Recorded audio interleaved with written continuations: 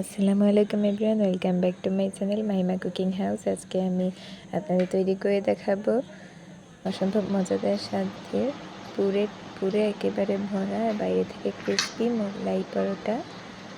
এটা আপনারা অনেকেই আছেন বাইরে থেকে কিনে খান। সো আমার এই রেসিপিটি ফলো করে একবার বাসায় ট্রাই করলে আর বাইরে থেকে কিনে খাওয়ার কোনো প্রয়োজন পড়বে না। বাসায় আপনারা খুব সহজ পদ্ধতিতে আর অল্প কয়েকটা উপকরণে বানিয়ে ফেলতে পারবেন ঝটপট।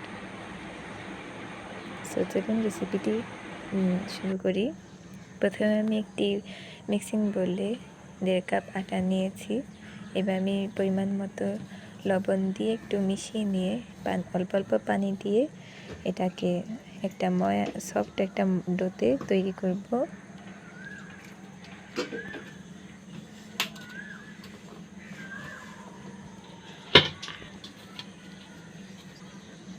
এটা আমার ডোটা মেখে নেওয়া হয়ে গেছে। এবার আমি এটাকে 10 মিনিট রেস্টে রেখে দেব। এই ফাঁকে আমি 2টো ডিম ফেটে নিয়েছি। সামান্য একটু লবণ দিয়ে এটাকে ভালোভাবে ফেটে নিয়েছি। চুপ থাক। আমার 10 মিনিট পর এই ডোটা রেস্টে রাখা হয়ে গেছে। এবারে আমি এগুলোকে বেলে নেব ছোটো ছোটো লেচি কেটে। এই তো আমার বেলা হয়ে গেছে। এইভাবে একটু পাতলা করে বেলে নিয়েছি। এবার আমি সেই ফেটে রাখা ডিমটা দিয়ে এই রুটি চার সাইডে মেখে নিচ্ছি। এবার আমি এখানে কিছুটা পেঁয়াজ কুচি, শুকনো মরিচের মানে চিলি ফ্লেক্স যেটাকে বলে, আর একটু কাঁচামরিচ কুচি ভালোভাবে একটু ভর্তার মতো করে নিয়ে এর ভেতরে দিয়ে দিচ্ছি। এই উপকরণগুলো আপনাদের পরিমাণ মতো কম বেশি করে নিতে পারেন। যে যতটুকু খেতে পছন্দ করেন, ঝাল লবণ এটা আপনাদের পরিমাণ মতোই দিতে হবে। আমি আমার মতো করে দিয়ে নিয়েছি। এবার আমি 2 সাইড থেকে ফোল্ড করে এইভাবে করে মোগলাই শেপে করে নিচ্ছি। দেখেই হয়তো বুঝতে পারবেন, কেননা এখানে বলে দেওয়ার মতো কিছুই নেই, জাস্ট দেখে বুঝে নিতে হবে। এটা আমার মোগলাইটা বানানো হয়ে গেছে। এবার আমি চুলায় একটু তেল গরম করে এর ভিতরে এই মোগলাইটা দিয়ে দিয়েছি।